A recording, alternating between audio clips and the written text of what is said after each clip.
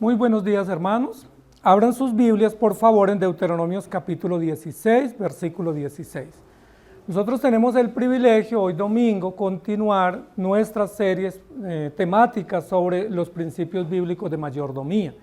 Hemos venido desarrollando cada semana un principio de mayordomía, basados no tanto en pautas financieras o económicas, sino más bien basados en principios bíblicos, en principios reguladores bíblicos que nos establecen pautas absolutas, pautas para seguir, para que nosotros entendamos cómo debe funcionar la economía nuestra y cómo debe ser una economía pues sólida, estable y que glorifique a nuestro Dios. Nosotros tenemos un eslogan en esta serie y es: Cristo es el dueño de todo y yo su servidor. Ese es nuestro eslogan, que lo queremos siempre recordar para que afirmemos ese concepto y para que lo tengamos presente. Deuteronomios 16, 16 es el texto que vamos a tener como base. No lo vamos a explicar, pero lo tenemos como base. Pues yo quisiera comenzar diciendo lo siguiente.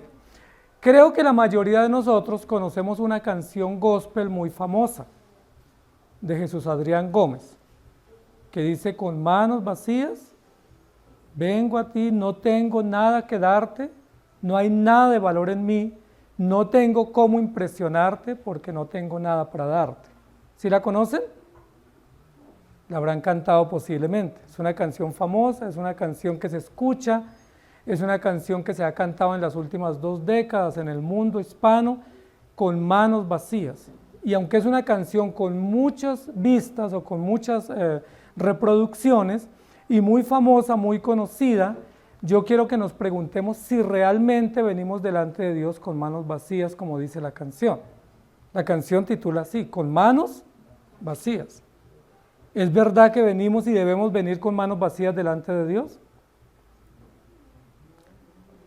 Ese es el concepto de la canción, ¿cierto? El concepto de la canción es: yo aquí vine pero no traje nada, porque no tengo nada que traer. Y como no tengo nada que traer, ni nada nuevo que ofrecerte, entonces preferí no traer nada, porque no tengo nada. Queremos revisar ese concepto porque ese es un concepto que se ha incorporado en nuestra conciencia, especialmente en este lado del mundo, en Occidente, porque naturalmente en Occidente nosotros hemos aprendido a vivir con manos vacías. Es decir, no tengo nada, pues no llevo nada. Y eso ha hecho de nuestra sociedad o de nuestra cultura unos pueblos bastante mendigos, que somos pueblos que andamos todo el tiempo diciendo que no tenemos nada. Si a usted le dicen, ¿tiene alguna necesidad? ¿Ya qué está pensando? Una casa nueva quizás, ¿cierto? Un carro nuevo, quizás unos electrodomésticos nuevos, pero yo ya estoy pensando que yo no tengo nada. Si aquí dijéramos en esta mañana, vamos a dar una ayuda a quien más lo necesite, ¿ustedes sabrían la dificultad que es para repartir esa ayuda? Porque todos diríamos, yo me la merezco. Y si se la damos a otro, sentimos celos porque se le dio a otro. La semana pasada pudimos ayudar 2 familias de la iglesia, pero hubo celos entre algunos hermanos porque no se les dio a ellos. Y uno dice, ¿pero por qué? Siendo que el propósito de Dios es que todos nos ayudemos y nos sirvamos mutuamente, y cuando todos dentro de la comunidad podemos ser bendecidos y servidos. Entonces la pregunta es: ¿realmente no tenemos nada que dar? Si no tenemos nada que dar, estamos diciendo, afirmando o confesando una cantidad de cosas que ponen en riesgo nuestra fe y que ponen en riesgo el concepto que tenemos de Dios. Entonces vamos a trabajar ese concepto en esta mañana y ese es el título de nuestra enseñanza hoy, pero a modo de pregunta. ¿Con manos vacías?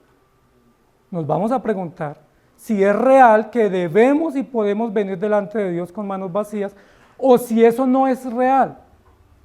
Leamos Deuteronomios 16, versículo 16.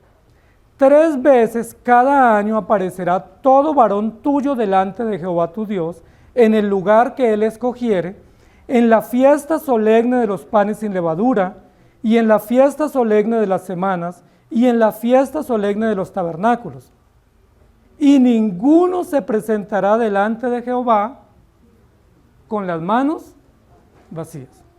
Entonces queremos refutar ese concepto popular entre el pueblo cristiano y en nuestra sociedad latina de que no tengo nada. soy pobrecito, ¿cierto? ¿Se acuerdan el poema de Rafael Pombo, La pobre viejecita? ¿Sí? ¿Se acuerdan qué era lo que le pasaba a la pobre viejecita? No tenía nadita que comer, ni nadita que ponerse, ni nadita. Era una pobre viejecita que tenía pues depósitos, moceándosele la ropa y sus cosas y sus zapatos, pero el poema dice ya no tenía nada que comer, o nada que ponerse, o nada que vestir. Ese poema es una radiografía de la cultura latina, que nosotros nos hemos acostumbrado a pensar y a decir y a creer que no tenemos nada. ¿Estamos de acuerdo? Entonces vamos a hacer una reunión y hay que hacer aportes, ¿y qué decimos? Vamos a hacer un convitio, como decimos acá en Castizo, una vaca, ¿y qué decimos? Yo no tengo. La pregunta es, ¿eso es cierto? O sea, yo quiero pensar con ustedes si eso es cierto, porque ese es un principio de mayordomía. Si yo no tengo nada, la pregunta es, ¿cómo vivo? Y si no tengo nada para dar, ¿por qué Dios ordena que yo no llegue con las manos vacías? Porque esto lo está diciendo Dios. Y no lo dijo para el pueblo hebreo, sino que lo dijo para todos los creyentes. Y miren lo que dice, 3 veces aparecerá todo varón. No dice los que puedan, los que quieran, los que tengan el privilegio, sino todo varón, toda familia, todo representante de familia se presentará en el lugar que Dios elija y no llegará ninguno. Y yo quiero que recordemos eso. ¿Listo? Porque el título hoy es Con manos vacías. Y usted al final debe responder si usted realmente no tiene nada o si más bien tiene otros problemas de ambición, de materialismo o de egoísmo, y eso es lo que hace que usted diga que no tiene nada. El texto que tenemos hoy nos ayuda a entender eso. Cuando la Biblia habla de 3 fiestas solemnes, nos describe la tradición del pueblo hebreo. El pueblo hebreo, que es el pueblo de Dios, o el pueblo donde se estableció gran parte de la enseñanza del Antiguo Testamento, Dios les ordenó hacer celebraciones. Es un pueblo muy celebrante. Es un pueblo que hace fiestas. Hay muchas fiestas entre los hebreos, por lo menos 7 principales, ¿cierto? Posiblemente más, fiestas un poco secundarias, pero hay fiestas de todo tipo, ¿cierto? Hay fiestas nacionales, civiles, fiestas religiosas, fiestas culturales, pero dentro de todas esas fiestas hay unas fiestas que se llaman las fiestas de las cosechas. Básicamente había 2 fiestas de cosechas entre el pueblo hebreo, que una era la fiesta de la siega, que era cuando comenzaba la recolección de la cosecha, y la otra era la fiesta del cierre de la cosecha. Miren lo interesante, se hacía una fiesta cuando comenzaban la recolección de los granos, y se hacía otra fiesta para terminar o cerrar el ciclo de recolección del trigo, de la harina y el centeno. Y a esas fiestas es lo que Dios está diciendo acá en Deuteronomios, que son fiestas solemnes. Si son solemnes, ¿qué significa? Que se deben celebrar, ¿cierto? Que se deben reverenciar, que se deben respetar, y que todo hebreo que entendía la doctrina y que entendía el propósito debía reunirse para celebrar. Y que debía celebrar con ofrendas y con participaciones. Cuando uno habla de estas fiestas, pues a nosotros nos encantan las fiestas, ¿cierto? Los latinos nos encantan las fiestas, pero ¿saben qué es lo que no nos encanta? Aportar cuando hay fiestas, ¿sí? Eso no nos encanta, y no nos encanta dejar de trabajar para ir a fiesta, porque quisiéramos mientras trabajamos estar ganando, pero la Biblia da unas ordenanzas muy claras sobre el tiempo que se debía disponer para la celebración, la manera como se debía celebrar y las contribuciones para que la fiesta pudiera ser un hecho. Porque no había un recurso público para esa celebración, no había un rubro del Estado para esa celebración, sino que la celebración era posible gracias a la contribución ¿de quiénes? De todas las familias, de todo el pueblo y de todos los varones, como dice ahí la escritura que trabajaba. Entonces miremos lo primero, vamos a hablar un poco de esa fiesta, la fiesta de las cosechas, que era una de las fiestas principales de los hebreos. Esa fiesta es una fiesta que ha sido replicada en la mayoría de las culturas, ¿sí? Los coreanos, los hindúes, los chinos, los latinos, y aquí obviamente en América se celebran las fiestas de cosechas, que son las fiestas de Acción de Gracias en Estados Unidos, o son fiestas dedicadas a algún tipo de celebración agrícola. Se hacen celebraciones, pero no son de carácter generalmente cristiano, algunas sí, otras no. Lo que está estableciendo aquí Dios en Deuteronomio es una fiesta de carácter cristiano. Lo primero que dice allí, vamos al capítulo 16. 3 veces cada año aparecerá todo varón tuyo delante de Jehová tu Dios en el lugar que él escogiera. Entonces, un primer propósito, un primer objetivo, un primer deber que tenían todos los hebreos frente a esta fiesta o a esta obligación era que todos debían asistir. Y eso es importante y yo quiero que ustedes lo tomen en cuenta. Presbítero César la semana pasada nos enseñaba que todos debemos guardar el día del Señor, que no hay excepción. Si todo cristiano debe guardarlo porque ese es un principio de gobierno de Dios, un principio de culto a Dios. Pero ahora vamos a hablar que hay otro principio de culto a Dios y es algunas celebraciones ocasionales. En este caso, 3 fiestas nacionales centrales. ¿Qué dice el versículo en la primera parte?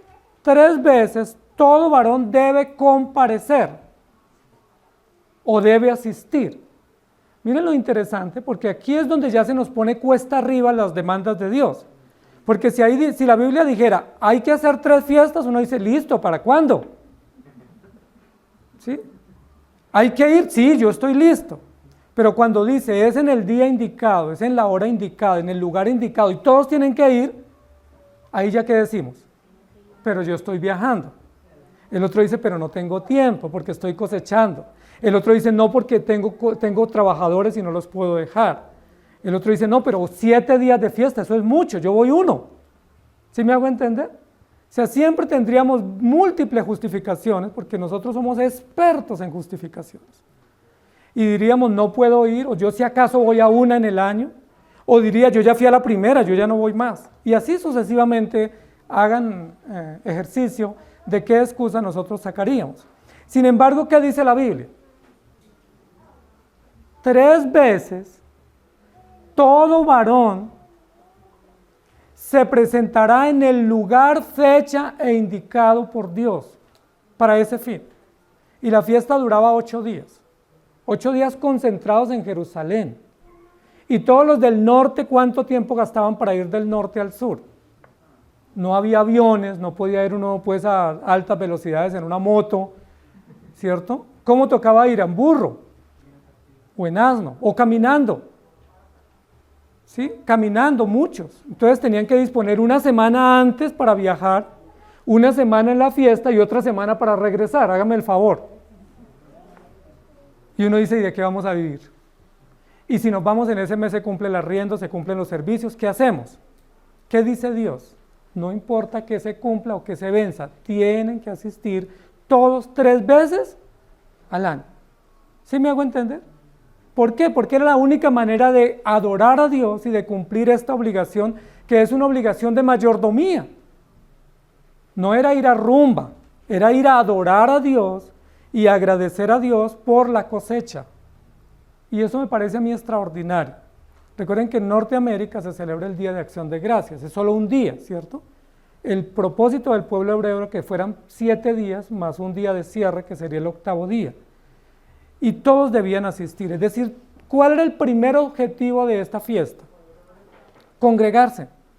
Era el primer objetivo. Ahí no dice, vete con tu familia donde tú quieras ir, porque si fuera así, pues yo elijo una isla, el otro elige una playa, el otro elige pues un parque temático, y cada uno guardaría la fiesta en distintos lugares.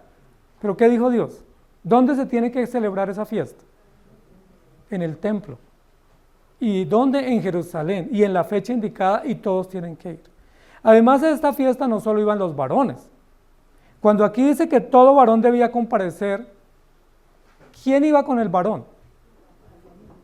Pues toda la tribu, ¿sí? Todo el grupo familiar o todo el núcleo, toda la familia iba, porque esta era una fiesta que permitía que estuvieran extranjeros, viudas, huérfanos, hijos, mujeres, toda la familia podía congregarse en esta fiesta. Entonces noten lo siguiente, lo primero que Dios demanda en esta celebración, que era la fiesta de gratitud o la fiesta de acción de gracias, o el principio de mayordomía de agradecer a Dios por la provisión, por tener un mercado, por tener una cosecha, por tener dinero para poder comprar nuestro sustento, la primera forma de agradecer a Dios es reúnanse. Yo les pregunto, ¿ustedes agradecen a Dios porque les da un plato de comida todos los días? ¿O 3 platos todos los días? Posiblemente agradecemos y eso está bien, pero ¿cuál es la manera que Dios nos está diciendo acá que agradezcamos o que celebremos? Congréguense, vengan a la iglesia, reúnanse y reúnanse en fiestas especiales, en días especiales, y hoy es un día muy especial para nosotros, para reunirnos y para decir, Señor, gracias. Gracias por un año más, por una provisión más, por el sustento que nos das, porque no nos ha faltado nada y porque tú nos has sustentado de manera maravillosa. Recuerden que muchas culturas celebraban a muchos dioses, ¿sí? Entonces a San Isidro Labrador, al dios del cereal, que era un dios latino, y a otros dioses. ¿Nosotros a quién celebramos? Al único creador y sustentador que nos da la cosecha, que nos da el trabajo, que nos da el salario y que nos permite celebrar. Miren que esto es muy hermoso, hermanos queridos, porque nuestra cultura nos dice lo siguiente: cuando te llegue el sueldo o cuando te llegue la prima, ¿qué hacemos? En la cultura nuestra es cuando te llegue la prima, no vuelves a la iglesia, ¿sí? Entonces no me esperen en la iglesia porque me llegó la prima. El principio bíblico es: te llegó la prima, congrégate y da gracias a Dios. Te llegó un ingreso adicional, da gracias a Dios. Hay celebraciones unidas de la iglesia o oficiales de la iglesia, no faltes. ¿Por qué? Porque es la manera como tú le dices, Señor, gracias por todo lo que nos has dado. Por eso volvemos a preguntar, ¿con manos vacías? ¿Por qué ellos se reunían en el templo para agradecer? ¿Qué agradecían? La provisión, ¿cierto? El sustento. Miren que cuando ellos se reunían, no se reunían a lamentarse. En ese concepto del muro de los lamentos, es un concepto tardío entre los hebreos. Recuerden que es posterior en esta época de esta era cristiana. Sí, después del año 70 es que viene el concepto del muro de los lamentos, del fragmento del muro que quedó de las murallas de Jerusalén. Pero ese no era el concepto tradicional del pueblo hebreo, no era lamentarse. Y nosotros pareciera que cuando nos hablan del muro de los lamentos, pensamos que los hebreos andaban lamentándose todo el tiempo. Y no es cierto, los hebreos, si algo nos enseñan, es una cultura de gratitud, una cultura de gozo, una cultura de celebración y una cultura de acción de gracias. ¿Recuerdan que dice el Salmo 100? Cuando ustedes entren por esas puertas, ¿cómo deben entrar? Debiéramos entrar cantando, debiéramos entrar sonriendo, debiéramos entrar felices. ¿Por qué? Porque pudimos llegar al lugar que Dios destinó para darle gracias. No entrar cabizbajos, no entrar afligidos, no entrar abrumados por los problemas, sino gozosos, porque es que venimos a celebrar al Dios de la vida y al Dios de la provisión. Cuando nosotros nos dicen en nuestra cultura religiosa latina, vamos al templo, uno se imagina qué peticiones tengo. Y casi que tiene una lista, ¿cierto? Es como un pliego de peticiones. Entonces, a veces uno dice, no, yo hoy no necesito ir a la iglesia, ¿sabes? ¿Por qué? Porque tengo trabajo, tengo salud y mis hijos están bien. Pero cuando esté mal, ¿qué hago? Entonces, ¿cómo vemos la iglesia nosotros en nuestra sociedad? Como el lugar donde venimos a pedir, como el lugar donde venimos a mostrar nuestras necesidades. Pero esa no es la dinámica de reunirnos. El propósito de reunirnos no es para pedir, ni para lamentarnos, ni para condolernos, sino para agradecer y adorar a nuestro Dios, sin esperar nada a cambio. Entonces, lo primero que debían hacer era reunirse. Salmo 50, versículo 5 dice: juntadme mis santos, los que hicieron conmigo pacto con sacrificio. Ese salmo dice que una de las intenciones de Dios en estas celebraciones era juntar a su pueblo. Mire qué hermoso motivo. ¿Qué hacen las mamitas cuando quieren reunir a sus hijos? Pues inventan un motivo, ¿cierto? Una fiesta, un cumpleaños, un aniversario, una comida especial. ¿Y qué logran? Juntar a su familia. ¿Qué dice Dios? Yo quiero juntar a mis hijos, los quiero reunir. Entonces, ¿qué diseñó para reunirlos? Fiestas, celebraciones donde Él dice, reúnanse y celebren conmigo. En Isaías 49, versículo 18 dice, alza tus ojos alrededor y mira, todos estos se han reunido, han venido a ti. Vivo yo, dice Jehová, que de todos como de vestidura de honra serás vestida y de ellos será ceñida tu novia. Todos estos que están se han reunido para un propósito y esto es maravilloso. Entonces, un objetivo principal es que nos reunamos para agradecer. Ese es el propósito. Luego vamos al siguiente paso y es entender cuál debe ser la actitud cuando nos reunimos. Listo, ya vinimos, ya estamos acá, ya nos reunimos, ya llegamos, fuimos convocados y nos desplazamos hasta aquí. Estamos aquí. ¿Cuál debe ser la actitud? Bueno, acción de gracias. Pero miren que algo que la Biblia nos va a ayudar acá a recordar es que cuando nos reunimos estamos mostrando una actitud de compromiso, ¿sí? Una actitud de entrega. Yo vengo aquí a la iglesia, ¿por qué? Porque estoy comprometido con la iglesia. Si no, pues no me interesaría, vengo ocasionalmente o no vengo, no me interesa, no me importa congregarme o no. Pero cuando yo soy congregante asiduo, ¿qué es lo que estoy diciendo? ¿Qué actitud estoy mostrando? Compromiso, perseverancia, dedicación, consagración, y que yo estoy realmente, pues que soy parte, es decir, que tengo una actitud y una disposición de servicio. Dice, al lugar que Dios escogiere, para 3 fiestas deben venir, y eso mostraba compromiso. ¿Saben cuánto tiempo tenían que los hebreos preparar ese desplazamiento a Jerusalén? Semanas, meses enteros preparando la fiesta. ¿Sí? Con meses de anterioridad alistando sus trabajadores, preparando los depósitos de comida, alistando sus animales, dejándole comida a sus animales y preparando todo el viaje. Era una sociedad agrícola, preparando todo el viaje para llegar a tiempo a Jerusalén. La Biblia no registra que ninguno llegara tarde, o que ninguno llegara a mitad de la fiesta, o que alguien no llegara. ¿Qué muestra eso? Un profundo compromiso del pueblo con Dios, un profundo compromiso con la gratitud a Dios, con la adoración a Dios y con el honor a Dios. Si fuera en nuestros días, ¿qué tendríamos como excusa? Tengo que trabajar, estoy enfermo, no puedo, no alcanzo, pero pues yo iré otro día. ¿Sirven esas excusas delante de Dios? No sirven. Porque si yo no voy, así tenga la excusa más válida, lo que yo estoy diciendo es no estoy comprometido con este principio de gratitud, de acción de gracia, de festejo para el Dios que me da todas las cosas. Ahora, imaginémonos solo por un momento que nosotros somos faltos de compromiso, eso es real, eso no hay que imaginarlo. Pero imaginémonos que Dios dijera, bueno, pues entonces como ustedes no fueron, esta semana no les voy a dar comida. Entonces, ¿Dios pudiera hacer eso? Sí, pero no lo hace, porque Él es justo y es compasivo y porque Él adquirió compromisos que va a cumplir pase lo que pase. Entonces Dios está comprometido con nosotros, aunque nosotros no estemos comprometidos con Él. Entonces Dios dice, reúnanse, pero esa actitud de reunirse muestra su diligencia, su servicio, su entereza y también su gran compromiso en la obra del Señor. Es probable que algunas veces nosotros digamos, pero ¿por qué hacen tanto énfasis en congregarse? ¿Sí? Bueno, porque Dios lo dice, y porque es la manera de adorar, y porque estamos siendo muy bendecidos y edificados, y de esa manera honramos a nuestro Dios, le agradecemos y le exaltamos.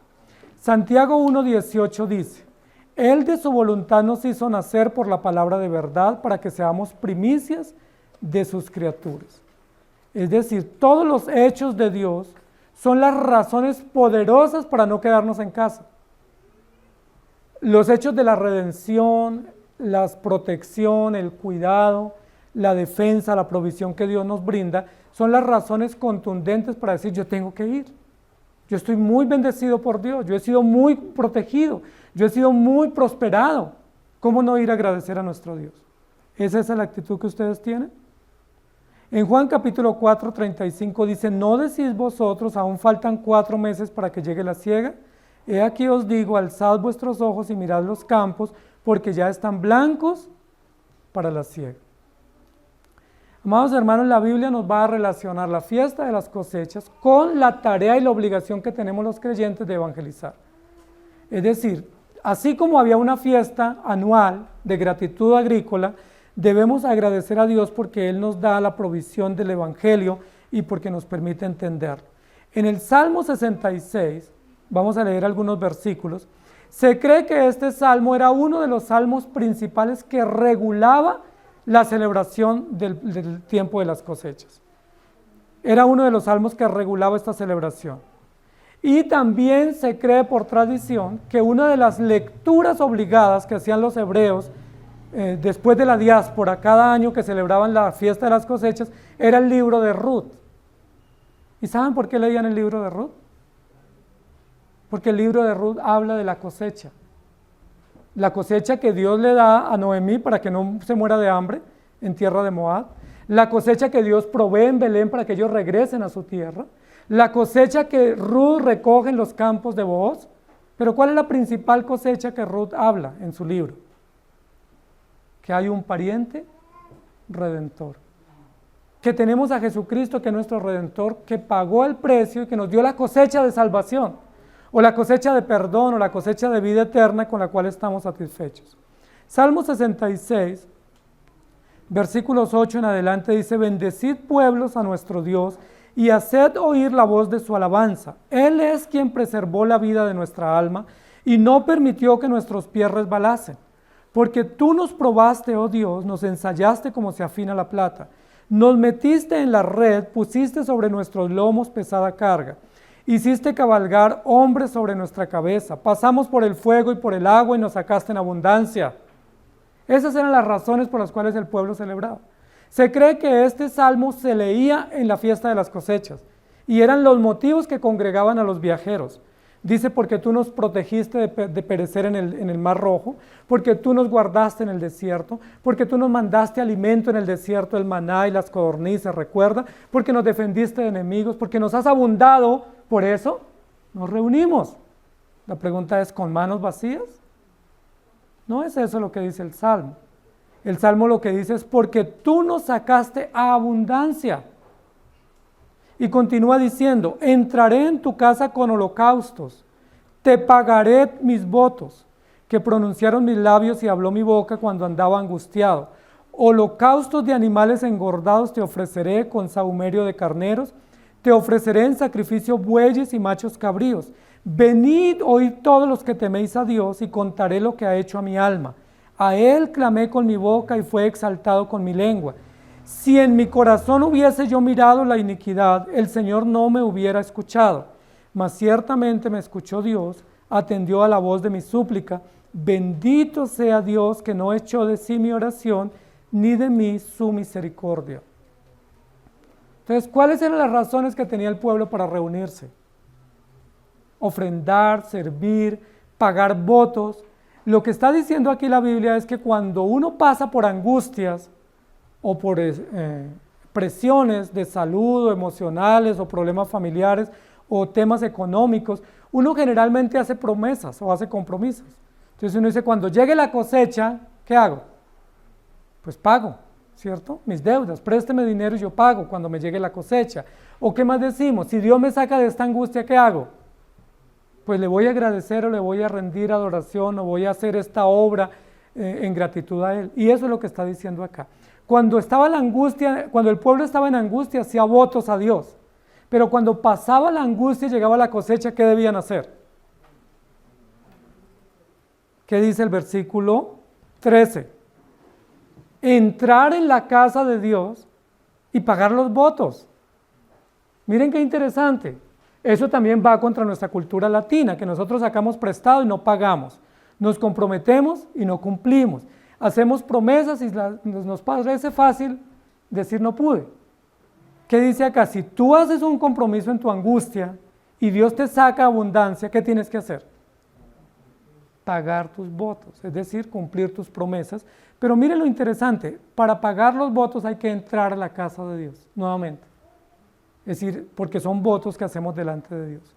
Como ya estaba la cosecha, normalmente nosotros diríamos: pero es que la cosecha no estuvo muy buena. ¿Sí? Yo esperaba más cosecha y no estuvo tan buena la temporada, entonces no le pago o no cumplo. ¿Qué dice el texto? Si tú te comprometiste, paga. Y esa es una razón también de presión económica que tenemos nosotros hoy en día, porque no pagamos las deudas o no las pagamos a tiempo o las pagamos a nuestra manera, y eso no es justo ni eso honra a Dios, porque Dios nos ordena pagar los votos y pagar los compromisos y pagarlos a tiempo y pagarlos bien. Eso bendice a Dios y eso trae abundancia a quien lo hace. Con manos vacías, ¿qué termina diciendo el versículo 16 de Deuteronomio?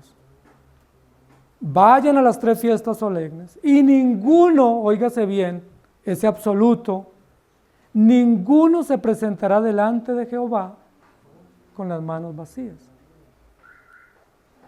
Es decir, esa canción conocida que se canta en muchos lugares, es contraria a lo que la Biblia dice. Y más bien legitima una cultura de mendicidad y no de gratitud y de generosidad. La Biblia dice que el pueblo de Dios y el pueblo que teme a Dios debe ser un pueblo generoso, debe ser un pueblo que sirve, debe ser un pueblo que aporta. Ahora, cuando estamos hablando de generosidad y aporte, no estamos hablando exclusivamente de dinero. Claro que un aspecto es el dinero, pero hay muchos aspectos en los cuales yo puedo ser generoso y puedo servir y puedo contribuir y puedo ayudar con tiempo, con talento, con trabajo, con dones, con oración, con servicio. ¿Sí me hago entender? Hay muchas maneras como nosotros podemos honrar a nuestro Dios y podemos contribuir. Aquí no está diciendo solo dinero, no pensemos solo eso. Cuando Dios dice que no se presenten con las manos vacías, está diciendo, contribuyan de las maneras que Dios les ha dado, ¿sí? Para que la fiesta o la celebración o la reunión sea un hecho y para que pueda tener un buen propósito y un buen cumplimiento. Es decir, todos debían reunirse. Segundo, todos debían comprometerse, no solamente reunirse de mala gana o reunirse por obligación, sino reunirse con compromiso, con una disposición de ayuda, de servicio, de aportar. Pero en tercer lugar, todos debían contribuir. Yo les pregunto, en una fiesta donde todas las partes o todas las familias contribuyen, ¿hay escasez o hay abundancia? En una celebración donde todos decimos yo aporto y el otro dice yo también y el otro yo traje esto, ¿cómo se pasa en la fiesta? Pues bien, porque no falta nada. Pero en una fiesta donde yo no tengo, yo tampoco, yo no doy, yo después, ¿cómo es la celebración? Mejor no hagamos nada, ¿cierto? Porque el uno no tiene, el otro dice préstame, el otro dice yo doy después, el otro dice conmigo no cuenten. La pregunta es si eso tiene que ver con el principio bíblico. Porque el principio bíblico es ninguno se presentará con las manos vacías. No para que lo vean, no para que lo honren por lo que dio, sino porque es la manera como adoramos a Dios. Aquí no está diciendo que cada uno muestre cuánto dio. No, porque no es eso correcto. Hay que dar en secreto. Pero Dios sí conoce el corazón. Y dice, no se presenten con las manos vacías. ¿Qué debían traer los hebreos a esa fiesta? Debían traer grano, ¿sí? Ahora, no era tan fácil como hoy que uno pasa la tarjeta o hace la consignación o la transferencia. Para traer grano, ¿qué tenían que hacer? Pues traérselo al hombro, o ir a coger el asno o el mulo y cargarlo y arriarlo y traerlo para entregar la cosecha. Tenían que traer animales, ¿sí? Animales en brazos o de cabestro para ofrendarlos, pero tenían que traer. Hoy en día es mucho más fácil contribuir porque uno hace transferencias en el minuto. No es tan difícil hoy. ¿Qué tal que alguien de ustedes tuvieran que traer al hombro o traer en un carro o en un transporte? Sería muy difícil. En esa época era mucho más difícil, pero Dios da la orden y ese es el principio que permanece. No se presenten con las manos vacías. Y uno dice, ¿por qué no hay que presentarse con las manos vacías? ¿Cuál será la razón? Si Dios tiene todo y Dios no necesita nada de mí. ¿Por qué sería? ¿Cuáles serían las razones? Pues una razón es porque Dios nos ha bendecido grandemente. ¿Sí me hago entender? Y si Dios te ha bendecido grandemente y tú crees en la bendición de Dios, tú no puedes llegar con las manos vacías. Si llegas con las manos vacías, tú estás hablando mal de Dios. ¿Y qué estás diciendo mal de Dios? Dios es nuestro Padre. Y si tú no tienes nada, ¿qué estás diciendo de ese Papá celestial? Pues que te trata muy mal, que no te da lo necesario, que no te da en abundancia, que no te ha sustentado fielmente y que ese Papá no es digno de confianza o ese Padre celestial. Pero cuando aportamos o contribuimos para todas las actividades y los propósitos que Dios establece, estamos hablando bien cuando contribuimos diciendo Dios es generoso con nosotros. Lo segundo que estamos haciendo cuando contribuimos, además de hablar bien de Dios, es aportar para otros que vivían de esas ofrendas o de esas primicias y que estaba prohibido por estatuto hebreo trabajar o tener posesiones. ¿Se acuerdan los levitas y los sacerdotes?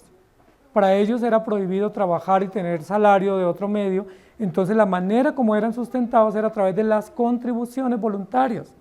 Si el pueblo traía poquito, imagínense cómo estaban de raquíticos los levitas. ¿Sí? Si el pueblo no era generoso, si el pueblo no era agradecido con Dios, pasaban necesidad de los levitas y los sacerdotes. Entonces Dios dice, todos deben traer y debían traer porciones. ¿Sí? La Biblia habla de porciones de harina, barriles de aceite, cantidades de trigo, animales, y en el caso pues de que alguien no tuviera mucho, pues por lo menos traer tortas, dice la Biblia. ¿Sí? Traer tortas asadas al rescoldo o asadas en un horno. ¿Sí? Entonces, si ustedes tienen poco, me imagino que como mínimo una torta trajeron hoy. ¿Sí? ¿Por qué debían traer? Porque era la orden, porque era la manera como se habla bien de Dios.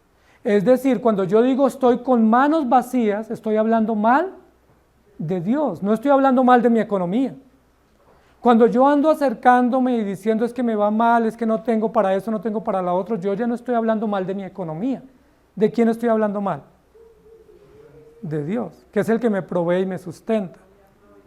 Estoy diciendo que Él no es generoso, que Él no es fiel, que Él no es cuidadoso, que Él no es providente conmigo, y pues eso choca frente al carácter de Dios, porque Dios es generoso. La Biblia dice que nos da el 100 por 1, que en algunos casos nos da el 70 por 1 y en el peor caso, si la situación fuera difícil, nos da el 30 por 1. Eso es una rentabilidad mucho más alta que la de un banco, al 30 por 1. Yo creo que a nosotros nos ha dado el 100 por 1. Y la Biblia dice, hay que ser agradecidos. Isaías capítulo 60, versículo 4 dice, alza tus ojos alrededor y mira, todos estos se han juntado, vinieron a ti, tus hijos vendrán de lejos y tus hijas serán llevadas en brazos. Habla de que todos debían ir, los niños pequeños, los que estaban de brazos, que todavía no caminaban, debían ser traídos a la fiesta, porque era una fiesta familiar de todo el pueblo para agradecer. Y en Ezequiel 39, 17 dice, y tú, hijo de hombre, así ha dicho Jehová el Señor, di a las aves de toda especie, a toda fiera del campo, juntaos y venid, reunidos de todas partes a mi víctima de sacrificio, para vosotros un sacrificio grande sobre los montes de Israel, y comeréis carne y beberéis sangre. Una fiesta que congrega a todos. Entonces, amados hermanos, ustedes están en el lugar correcto. Vinieron.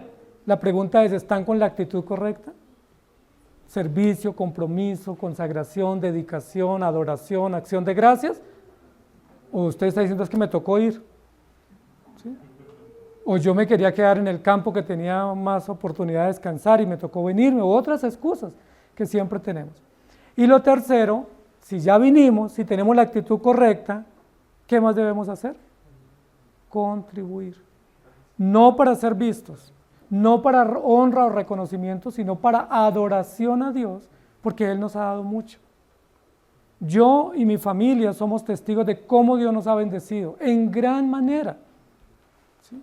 De una manera increíble, milagrosa, sobrenatural, exponencial, y nunca nos ha faltado. ¿Sí? Y yo no creo que haya alguno de ustedes acá, que me conocen algunos ya de 20 años, acá en Bogotá, 20 años de la iglesia, que diga el pastor se acerca y me dice que está pasando una calamidad, que si le da una ayudita, ¿sí? Que no tiene para pagar la pensión de sus hijos o que no tiene para el servicio, entonces que si le da una ofrendita. Ustedes nunca me han escuchado en 20 años decir esas cosas a nadie, ni en privado ni en público. ¿Por qué? Porque yo aprendí de niño que Dios es mi proveedor. ¿Y sabe qué más aprendí? Que Dios es generoso. Y aprendí que Dios nos da a manos llenas. Y que a veces cuando paso estrechez, eso también es necesario, y que muchas veces también es por mala mayordomía mía. Y que lo que tengo es que corregir mi mayordomía, mejorar mi actitud, y Dios me va a prosperar más. ¿Estamos de acuerdo? Entonces, amados hermanos, la Biblia nos enseña a ser agradecidos y a no venir con las manos vacías. Vamos a leer unos textos de apoyo para ver qué dice la Biblia al respecto. Génesis 31, 42. Dice, si el Dios de mi padre, está hablando Jacob, si el Dios de mi padre, Dios de Abraham y temor de Isaac, no estuviera conmigo, de cierto me enviarías ahora con las manos vacías. Pero Dios vio mi aflicción y el trabajo de mis manos y te reprendió anoche. ¿Se acuerdan de esa historia? está hablando Jacob de Labán, su suegro. Mire su suegro. Sí, yo no tengo nada contra los suegros, pero miren que a veces uno dice que entre familias se ayuda. Pero ¿saben qué hizo Labán con Jacob, que era un trabajador abnegado? Jacob era muy buen trabajador, trabajaba incansablemente, pero no le quiso pagar bien a su yerno. Y le cambiaba el salario cada rato, y le cambiaba las condiciones, y lo ponía a trabajar más, y veía que iba prosperando y le quitaba. Y Jacob dice que él trabajó en silencio. Eran injusticias que cometía Labán, pero Jacob no se defendió. Jacob al final del día dice, gracias a Dios, que aunque Labán me mandó con las manos vacías, o me iba a mandar con las manos vacías, ¿qué hizo Dios? Dios me prosperó y no me mandó con las manos vacías, sino que vio mi aflicción y el trabajo de mis manos y reprendió a Labán. Con ser que la herencia o el salario para Labán era el salario para sus hijas y sus propios nietos. Ruth capítulo 3 versículo 17. Y dijo, está hablando de Booz, estas 6 medidas de cebada me dio, está hablando de Ruth con Booz, diciéndome, a fin de que no vayas a tu suegra con las manos vacías. La Biblia habla de que Ruth, una joven moabita abnegada, fue a trabajar detrás de un obrero o de un capitán de un terreno que era Booz, y ella trabajó incansablemente detrás de los criados de Booz. Y recogió espigas que estaban en el piso. Pero mire lo que dice la Biblia que hizo Booz. Booz le dijo, no vayas a ir donde tu suegra con las manos vacías. Entonces, para que no vayas, yo te voy a dar provisión, o te voy a dar de lo que tú recogiste y de lo que tú trillaste para que le lleves a tu suegra. ¿Con qué fin? Que no vayas con las manos vacías. ¿Sí me hago entender el énfasis bíblico? Es decir, Dios no está interesado en que estemos con las manos vacías o con los bolsillos vacíos. Esa no es la economía divina. La economía divina es que tengamos lo necesario. La economía divina es que tengamos para compartir. La economía divina es que tengamos lo suficiente para que estemos agradecidos y para que no murmuremos o blasfememos contra Dios o contra la vida. Eso es un principio bíblico. Y en Lucas capítulo 1, 53, dice, a los hambrientos colmó de bienes y a los ricos envió vacíos. Los ricos acaparadores o los ricos terratenientes que no veían la necesidad de los sufridos, especialmente pobres, huérfanos y viudas en Israel, dice la Biblia, Dios los trastornó. ¿Sabe qué hizo a los ricos? Les quitó para darle a los pobres. Pero cuando dice pobres, acá en la Biblia no habla de mendigos o de perezosos. Habla de gente que por situaciones políticas o económicas o sociales venían a pobreza, pero situaciones fortuitas porque eran trabajadores. Y en Éxodo capítulo 3, 21, dice, y yo daré a este pueblo gracia en los ojos de los egipcios, para que cuando salgáis no vayáis con las manos vacías. ¿Se acuerdan de ese episodio? Cuando está preparando Dios la salida del pueblo que estaba en Egipto, vienen las plagas, y cuando se acerca la última plaga, que es la muerte de los primogénitos, Dios dice, pídale cada uno a su vecino lo que quiera, lo que necesite, lo que considere que le va a ser útil. Pero recuerden que esas cosas no eran para ellos. ¿Para quiénes fueron todas esas riquezas o pertenencias que ellos reunieron? Para luego entregarlas para la construcción del tabernáculo y de todos los utensilios en el desierto. Dios dice, yo les voy a dar gracia ante los egipcios para que cuando salgan no vayan con las manos vacías.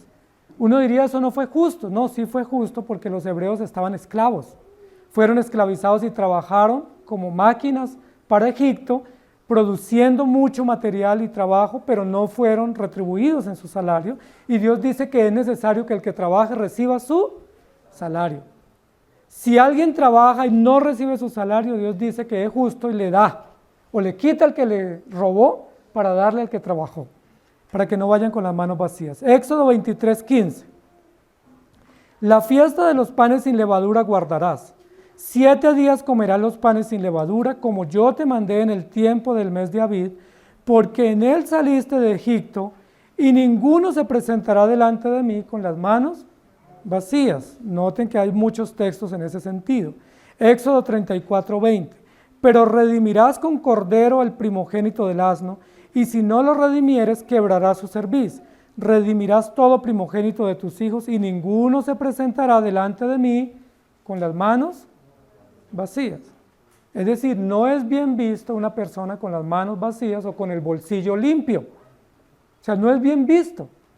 ¿Por qué? Porque hay gastos, porque hay necesidades y porque hay oportunidades también para poder servir y contribuir. Y en Deuteronomios 15:13 dice, y cuando lo despidieres libre, no le enviarás con las manos vacías. Está hablando de los esclavos. Recuerde que en la época antigua, una de las maneras como los hebreos pudieron desarrollar la tierra fue a través de la esclavitud, que estaba permitida en la antigüedad. Y esos criados o esclavos que ellos tenían, dice, póngalo a trabajar, es su criado o su esclavo, pero cuando llegue el año del jubileo, ¿recuerdan? Que en el año del jubileo los esclavos podían quedar libres y podían irse a su tierra, al menos que quisieran permanecer con su amo. Si cuando llegue el año del jubileo que quedan libres, ¿cuál era la única condición? No lo vaya a mandar con las manos vacías. Y ustedes se imaginan cuánto tenía que darle ese dueño de la finca por un trabajador que había trabajado 7 años o 50 años. No era un pequeño detalle, no era un bono para irlo a canjear en un supermercado. No era todo lo que él había trabajado 7 años. Sí, era el ahorro de 7 años de trabajo o 49 años si él había permanecido más tiempo sirviendo a su amo. La única condición es cuando tú lo despidas y él quede libre, no lo envíes con la mano vacía. Si eso hacían los hebreos, ¿qué venía como contraprestación? Prosperidad, bendición. Pero ¿saben nosotros qué hacemos hoy en día? Si alguien nos trabaja más baratico, ¿qué decimos? Ah, no, pues mejor más baratico. ¿Sí? Y como nos trabaja más baratico, el día del pago, ¿qué le decimos? Pues no tengo todo para pagarle, ¿sabe qué? ¿Puede venir la otra semana? O disculpe, yo no hice los cálculos, me va a tocar pagarle en cuotas. Y uno le dice, ¿eso es justo? ¿Es justo que si un trabajador trabajó se le pague a dosis o a cuentagotas? ¿Qué es lo justo? ¿Trabajó? Aquí está su salario. Llegó la noche, aquí está su trabajo. Llegó el mes o la quincena, aquí está su ingreso. No es justo mandar a los trabajadores con las manos vacías, porque Dios ve eso, Dios defiende a los obreros y Dios juzga a los amos que son injustos. Miren lo que dice Proverbios 11, 24 al 26. Hay quienes retienen y les es añadido más. Y hay quienes reparten y les es añadido más. Y hay quienes retienen más de lo que es justo y vienen a pobreza. El alma generosa será prosperada y el que saciare, él también será saciado. El que acapara el grano, el pueblo lo maldecirá, pero bendición será sobre la cabeza del que lo vende. Está como haciendo una descripción de lo que pasa en nuestra época, ¿cierto? Acaparamiento, costos sobre costos en la venta de los productos, materialismo. Este texto en otra versión dice, hay quienes dan y Dios les da más, y hay quienes no pagan las deudas y vienen a pobreza. Amados hermanos, ¿ustedes tienen las manos vacías o tienen las manos llenas? Si ustedes las tienen vacías, ustedes no están confiando realmente en Dios. Y no han entendido quién es su Dios y quién es su Señor y quién es su Padre. Y no están viviendo y dependiendo y disfrutando de su provisión. Y por supuesto no tiene nada que dar. Y está en miseria y está en lamento y pasa quejas y pasa necesidades por falta de creer y por falta de confiar. Pero si usted realmente cree en Dios y cree en ese creador y sustentador y proveedor, pues usted no puede estar aquí con las manos vacías. Usted tiene algo para dar, sea dinero, sea tiempo, sea talento, sea servicio, capacidades, algo usted tiene para dar, porque es lo que Dios ordena para sus hijos. Entonces, ante la pregunta, ¿con manos vacías? La respuesta es no, en absoluto. Estamos con manos llenas. Recuerden que Noemí se quejó y dijo, cuando yo salí de Belén iba con las manos llenas, pero el Todopoderoso me volvió con las manos vacías. Y eso no era cierto. Ella no había salido con las manos llenas, ella salió migrando porque había hambre en Belén. Y no era cierto que hubiera regresado con las manos vacías. ¿Recuerdan con quién regresó? Con su nuera Ruth, que era mejor que 7 hijos y que fue la que levantó descendencia a favor del pueblo y a favor de ella como la viuda. Amados hermanos, quiera Dios enseñarnos a ser agradecidos.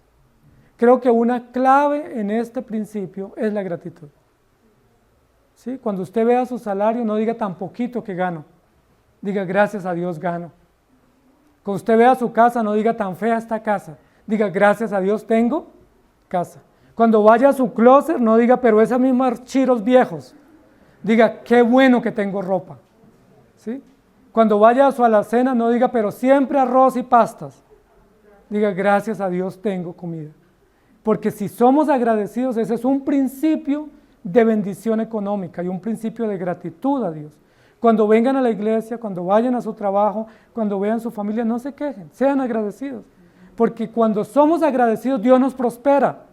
Y eso que vemos poco posiblemente, Dios lo multiplica. ¿Se acuerdan cuánto tenía la viuda?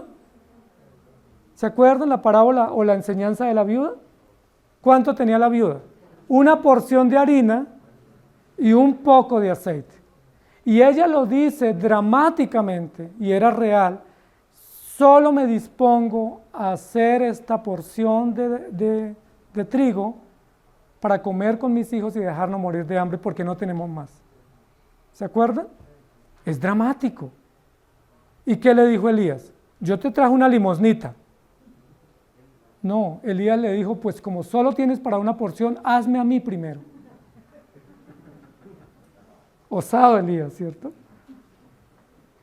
¿Y qué dijo la viuda? ¿Cómo se le ocurre que yo le voy a hacer a usted que es un extraño y no a mis hijos? ¿Pero qué hizo la viuda? ¿Qué dice la Biblia? ¿Recuerdan? Dice la Biblia y la viuda recogió los leños, 2 leños, preparó una torta y se la dio al profeta. Qué cosa tan extraordinaria. ¿Eso cómo se llama? Fe, gratitud, compromiso, disposición. Y dice la Biblia que luego nunca faltó hasta que vino el tiempo de abundancia para esa viuda. No faltó, no escaseó la harina, no escaseó el aceite. Pero ¿cuál fue la clave? Permítame usar esa palabra. ¿Cuál fue la clave? Servicio, generosidad, entrega, desprendimiento. Pero cuando yo calculo y digo no porque me quedo sin nada, no porque me queda poquito, no porque no tengo más, que den los que más tienen, yo estoy trayendo para mí más necesidad y no más abundancia. ¿Estamos de acuerdo? Porque nosotros somos un pueblo muy bendecido. Inclinen su rostro. Amado Señor, gracias te damos por tu palabra, por recordarnos y enseñarnos principios sólidos bíblicos de mayordomía. Y este principio que hemos aprendido hoy es un principio muy, pero muy básico, y es el principio de servir, de ayudar, de contribuir, de ofrendar, de dar, de no ser míseros o no ser tacaños o no ser medidos, ser buenos mayordomos, y una buena mayordomía nos da para dar. Una buena mayordomía cristiana nos da para contribuir con el necesitado. ¡Qué bendición! Ayúdanos a ser una iglesia generosa, generosa contigo, pero generosa entre nosotros, que nos servimos, que podamos aportar con generosidad, con alegría, con gozo, no solo dinero, sino tiempo, talentos, capacidades, oportunidades, amor, cariño, que no seamos deudores, sino que seamos generosos ayudando, porque eso tú lo bendices. Y porque eso habla bien del Dios que nos ha redimido. Porque cuando somos generosos estamos diciendo que tenemos un Padre generoso, que tenemos un Dios bueno y fiel. Ayúdanos a nosotros a ser buenos servidores, porque es la manera como testificamos a ti. Pero siempre que nos quejamos, que no tenemos, que estamos pidiendo limosna de otros, estamos hablando muy mal de ti. Estamos hablando muy mal de quién eres tú y de cómo tú nos tratas. Y estamos dañando tu honor y dañando tu honra. Gracias porque nos has bendecido. Y gracias porque tenemos lo suficiente en nuestras casas. Yo estoy seguro que todos los que estamos aquí tenemos un techo digno para vivir. Ninguno de los que está aquí vive debajo de una alcantarilla o en un andén. Todos tenemos un lugar digno, tenemos ropa digna, tenemos alimentos saludables y buenos, tenemos maneras, tenemos forma. Gracias, Señor, qué bendición, qué alegría. Tenemos lo necesario. Quita de nosotros esa tendencia a pensar que estamos en necesidad cuando tenemos abundancia, y ayúdanos a ser agradecidos. Te pedimos esto en Cristo Jesús. Amén. Que el Señor les bendiga, querida iglesia.